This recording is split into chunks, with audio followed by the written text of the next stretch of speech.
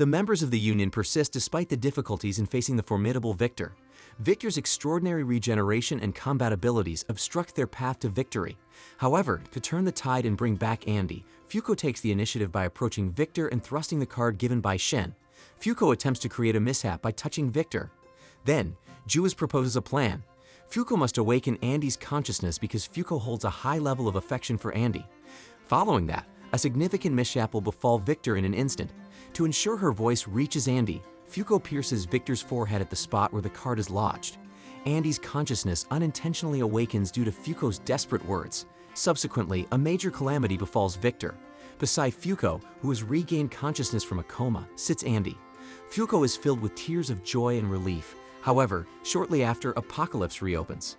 In a dark place, blood drips. A flock of crows is present in that location. The dripping blood comes from an unseen person bound to a chair. In front of this person stands a man, astonished because the bound individual is invisible. The invisible person has a self-targeting type and activates forcibly. His body and everything recognized has become invisible when he closes his eyes. Blood flows from the person's abdomen. The man in front slashes the person's stomach and places a tracking device to prevent escape. He will release his power if the person joins his group. Wearing half a mask and wielding a knife, he calls the invisible person unseen. That date is September 1st.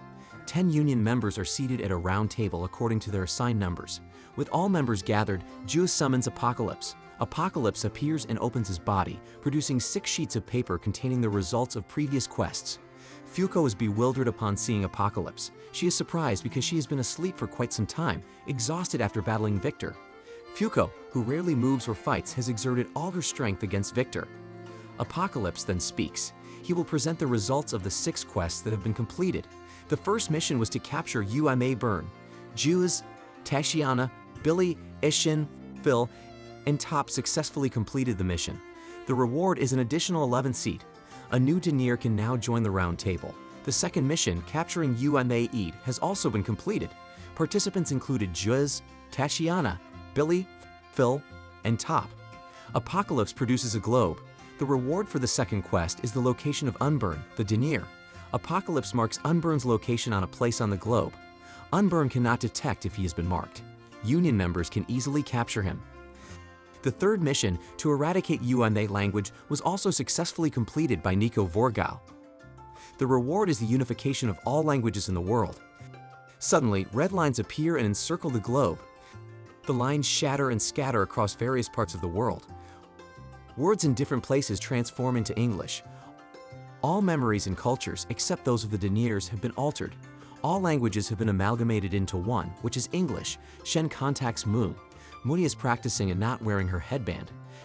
Shen removes his tie and speaks to Mu. Shen's spoken Chinese is not translated.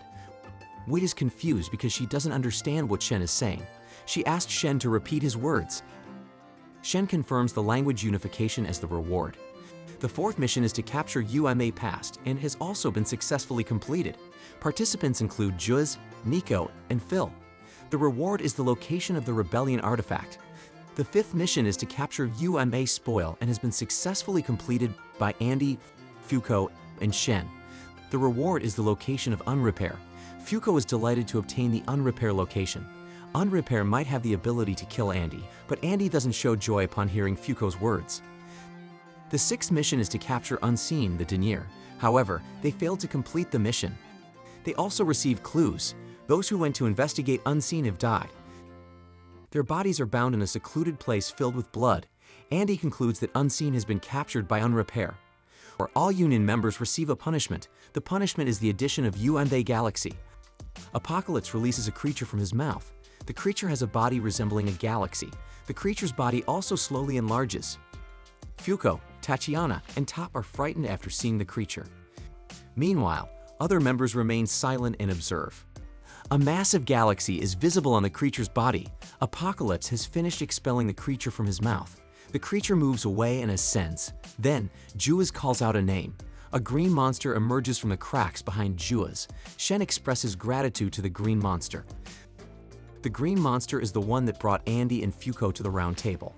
Fuko is surprised to see the monster. The monster's name is Move. Juaz instructs Move to bring all Union members to the surface. Suddenly, cracks appear beneath Fuko. She slips and then Andy grabs her. Andy holds Fuko, smiling. They both fall into the cracks. After that, the cracks close again. Apocalypse, still at the round table, speaks to himself. UMA Galaxy has been added. The believed rules of the world have changed. Apocalypse is unsure if the Union members can overcome this punishment. Andy and Fuko fall through a deep tunnel. Cracks appear again beneath the tunnel. Andy, Fuko, and other Union members fall onto the ground. Andy recognizes the place where they fell. They are now in Australia. There's a massive stone there. Move appears and asks Juice to fulfill her promise. Juice will show her justice to Move. Move leaves and closes the crack she created. Then Fuko speaks. Initially, she thought the punishment would be terrifying. However, after seeing their surroundings, she changed her mind.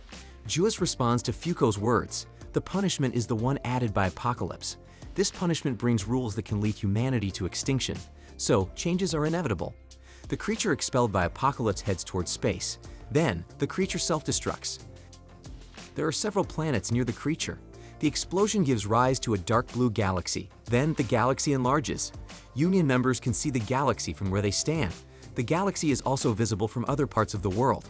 Fuko is surprised, holding onto Andy's arm. Top finds the galaxy incredibly cool.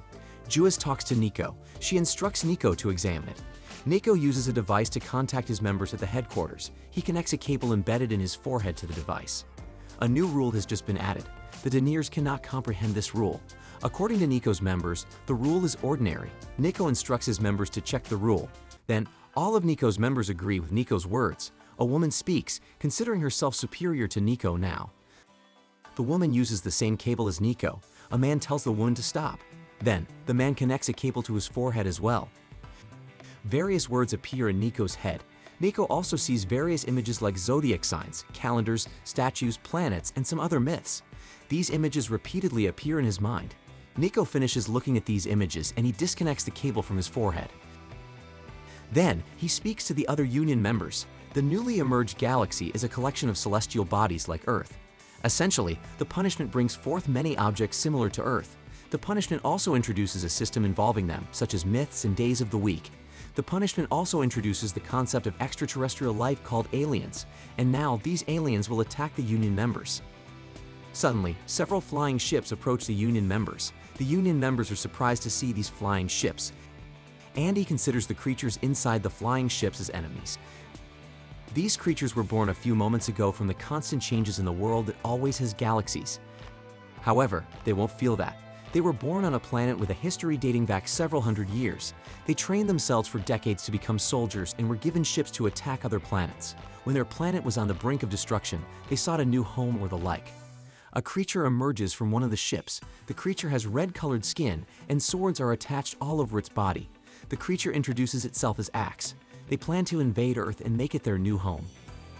Andy is excited after seeing Axe. Axe asks for a representative on Earth from the Union members. Then, Juice steps forward and offers herself as a representative. Axe speaks to Juz. He instructs Juice and the others not to resist. After that, he will turn them into laborers, and if Jews and the others resist, he will execute them immediately.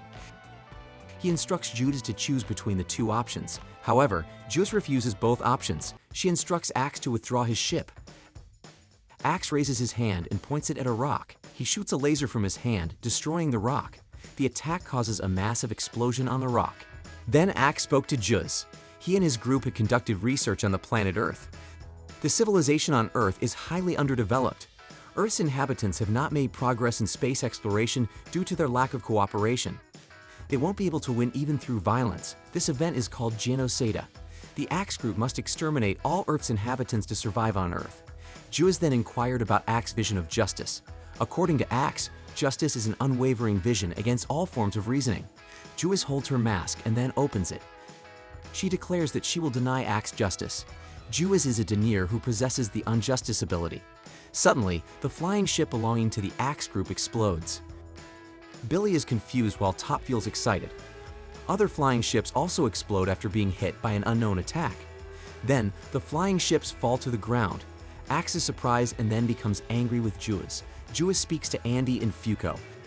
She instructs them to pay attention to the punishment that occurred. They successfully avoided the punishment with Juz's ability, but depending on the members involved, it could be the end of their lives. This punishment is the 99th.